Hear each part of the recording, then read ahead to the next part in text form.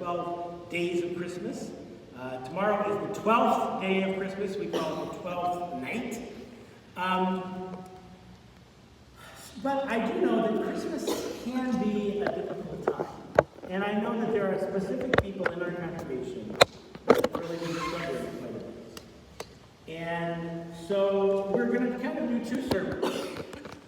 The first is how to find the joy of Christianity. And the second is how to give the joy of Christianity. How to find that joy and how to give that joy. First, gaining Christmas joy. So as I said, there are three stories in the Gospels. One story is set out in Matthew. The other is set out in Luke. And we know these pretty well. They have to do with Mary and Joseph. One of them has to do with the shepherds. But it's something that has actually been put in picture form. There's a gentleman by the name of Maurice Demereux. He's a famous French PhD person, and he went on the internet and he found all of the art that represented all the different parts of the Bible, which is great. You can go on and you can get any passage and you can see some art that reflects that passage.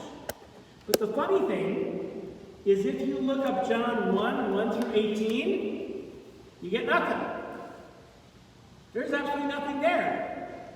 A Christmas story in which we have nothing. And why is that? It's because this passage is so abstract. Even the reading from the letters today, Ephesians, was very abstract. It's hard for us to really understand what's going on here. It's hard for us to have a vision of this John passage. So let's take a look at this passage.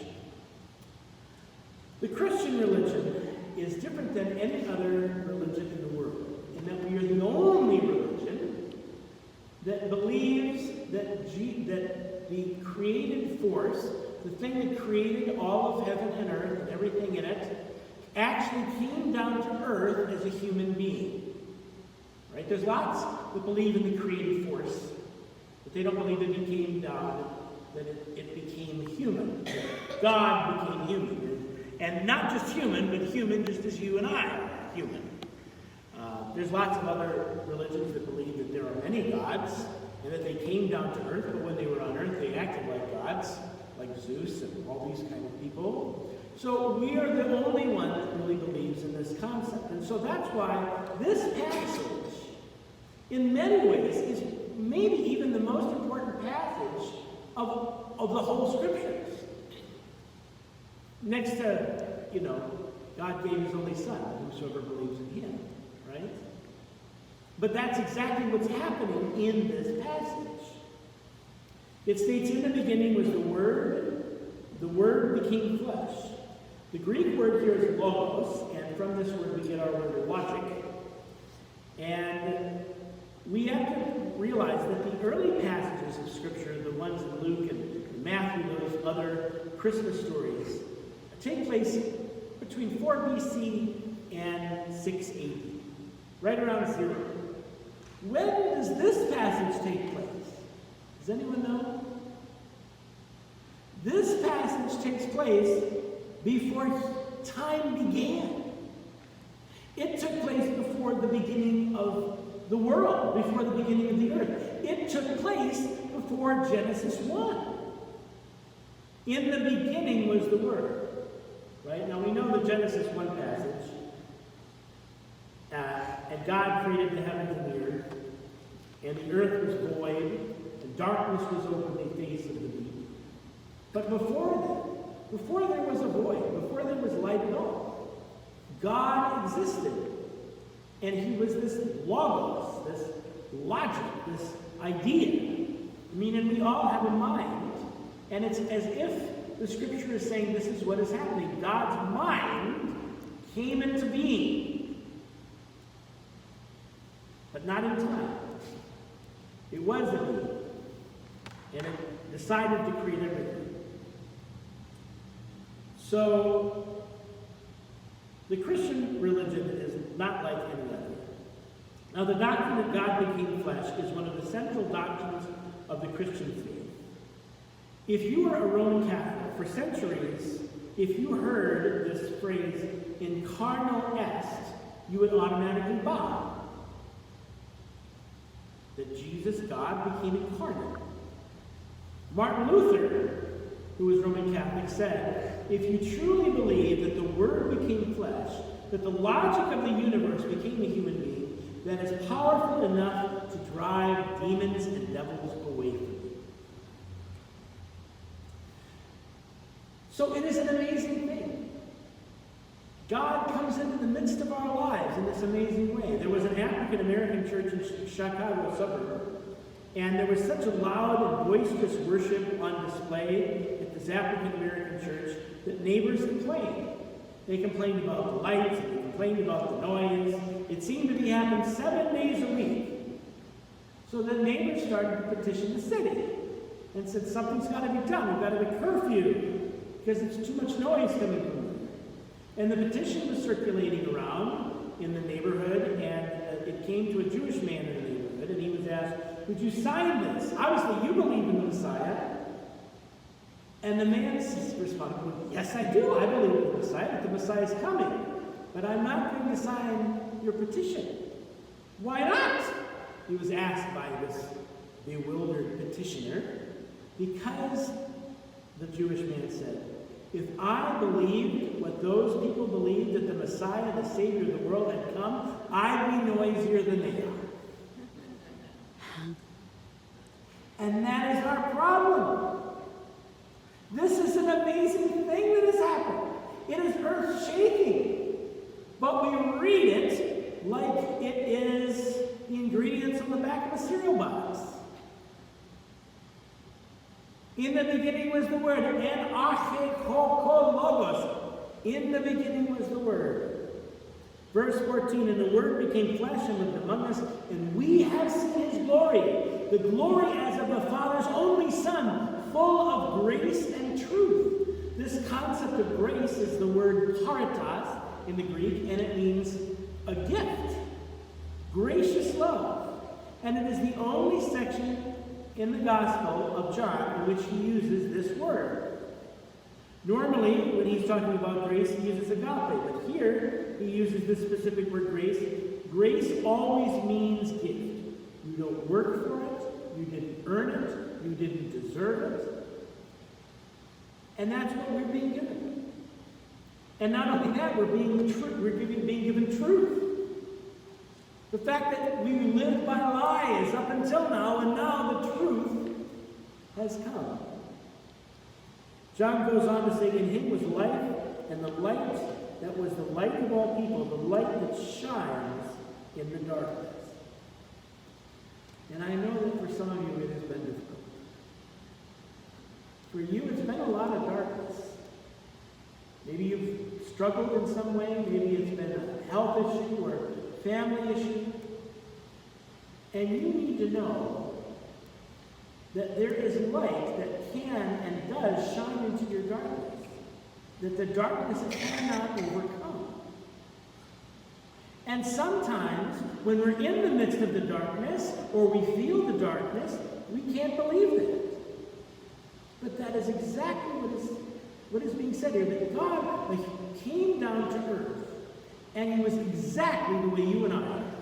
He had the same emotions. He felt cold. He felt hot. He felt angst about things. He was sinless, but that was the only difference. When he was asked to go to the cross, he said, God, please, do we have to do it this way? He felt fear. And he comes into your life, and he knows what you've been through. He knows what you're feeling. He knows who you are better than you know yourself. That word, the thing that created every star you see from billions and billions of miles away, that thing that made that knows you. That is amazing. That is powerful. That is more powerful than 1 billion power plants on this earth. 1 trillion power plants. How many can we go up? And he sees you, and he knows you, and he can help you, and he says, I am walking with you. as you're going through this pain, knowing I'm right along your side. I didn't just stay up. I could have stayed up and been distant and been removed, but instead I decided to come down, not for random people, for you. And that is what we celebrate. That is the magic and the mystery of Christmas, is that God came here as a little helpless baby for us. But he also came as a big, powerful force in the very beginning, before time even existed. And he's the one that makes all the science that we know. And he makes all the being that we know. And it's that we have power to tap into. Isaiah 41:10, don't be afraid, for I am with you. Don't be discouraged, for I am your God. I will strengthen you and help you. I will hold you with my victorious right hand. John 13:16-33, I have told you these things, so that in me you may have peace. In this world you will have trouble, but take heart, for I have overcome the world. Hebrews 13:5, I will never leave you or forsake you. So first we're talking about finding Christian joy, gaining it. The second is living and giving Christian joy. When I was living in Ireland, and it was a Sunday afternoon, and there was a funeral in town, and I was driving, and I was very cautious. There was no one on the street, but there was this one girl. And the girl got out of the car, and I'm thinking, do I know her? I wonder if I know her. And I'm driving very slowly. And as I'm driving, a car comes out of nowhere and hits me. I had the stop sign. So why did this happen? I was not drinking, unless you call Kool-Aid a drink. I was not on my phone. I was not going very fast. I was not going through a red light. What is the number one reason for driving accidents? Does anyone know?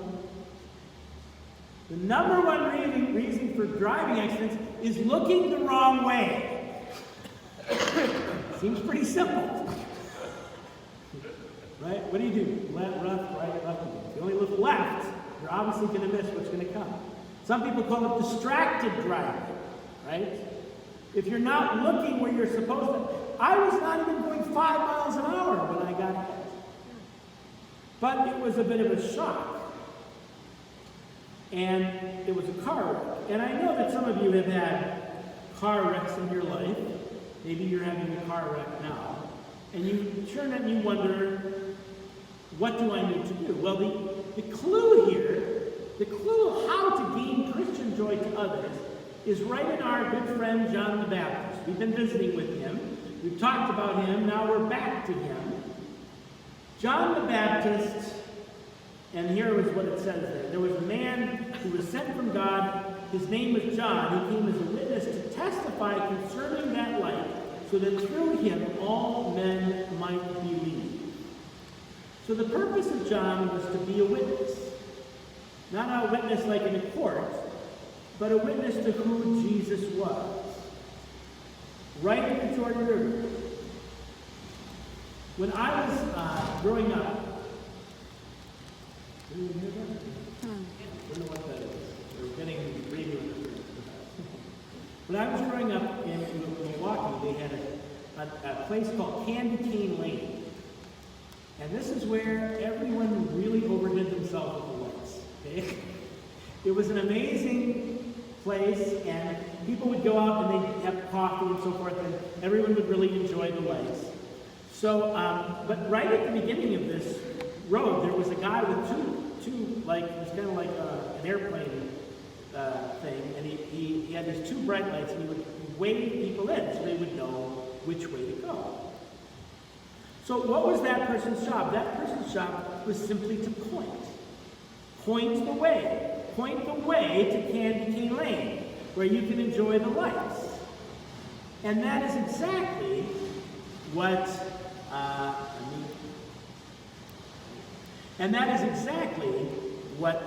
John is doing. He is saying, I am not that big important person.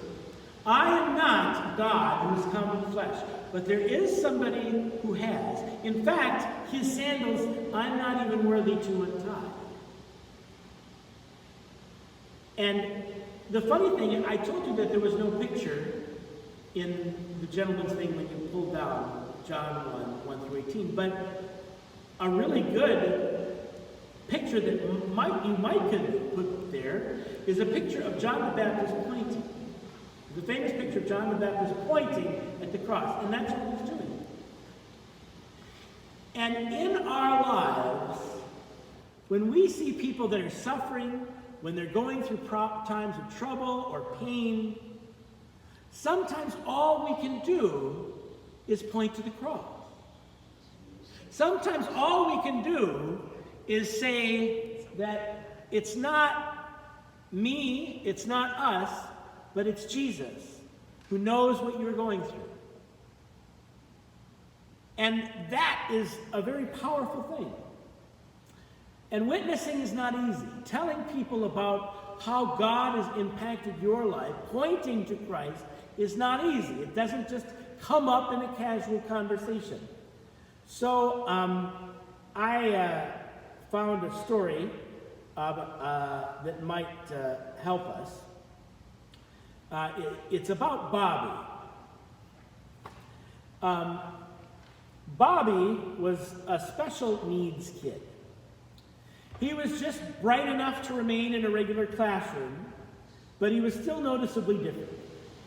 He was constantly the butt of jokes by his classmates, but he never seemed to mind. Every day, as the neighborhood kids walked home from school, Bobby's mother would look out the window and see them all laughing and joking together, all except Bobby. He was always walking behind the others, all alone. It was obvious that the other children felt uncomfortable around Bobby, and they shunned him. One day, Bobby burst into the kitchen after school. "Mom, guess what?" he said. "Valentine's Day is 2 weeks away, and our teacher said we could make Valentines and give them to the other kids in our class." And his mother's heart sank as he pictured yet another opportunity for Bobby to be excluded. "Mom," Bobby continued, "I'm going to make a Valentine for every person in my class." "Well, that's very nice, Bobby," his mother answered, fighting back the tears. Over the next 2 weeks, Bobby worked every afternoon on the Valentines. They were truly a labor of love. And when the big day finally came, he was so excited about taking his Valentines to school that he couldn't eat breakfast. But he was a little worried. "I hope I don't forget anybody," he said as he dashed off to school. And Bobby's mother made a fresh batch of his favorite cookies and prepared herself to comfort her son when he returned brokenhearted from the Valentine's Day scheme. And she knew how disappointed he would be with the response that he got from the other children. That afternoon, she saw the same cluster of neighborhood kids walking home together. A half block behind them, all alone, was Bobby. Bobby's mother turned away and placed a plate of cookies on the table.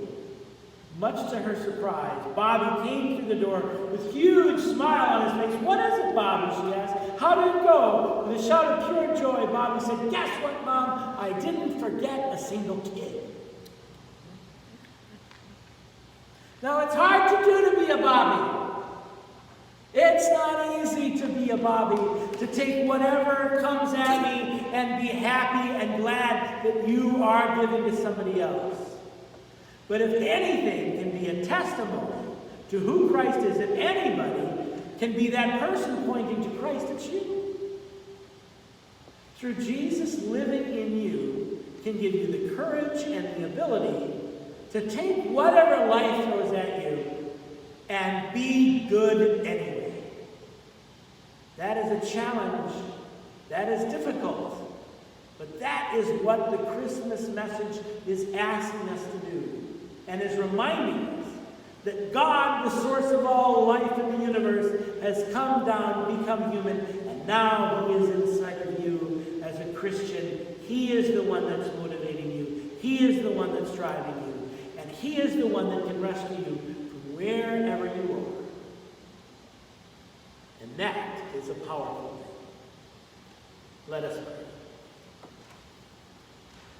Lord, we love you, and we thank you that 2,000 years ago you sent your Son down on earth full of grace and truth. And we thank you that in the fullness of time you revealed that truth to us, and we beheld his glory. As we celebrate that story, that glory, some of us have forgotten how important the Christ child is for us. We have become distracted, we've looked in the wrong way, and we've become frustrated and tired and even depressed. Lord, bring us out of our darkness. Help us show your light, that light in the world. Help us focus on you, on your Son, your light, and your truth, that we may be a blessing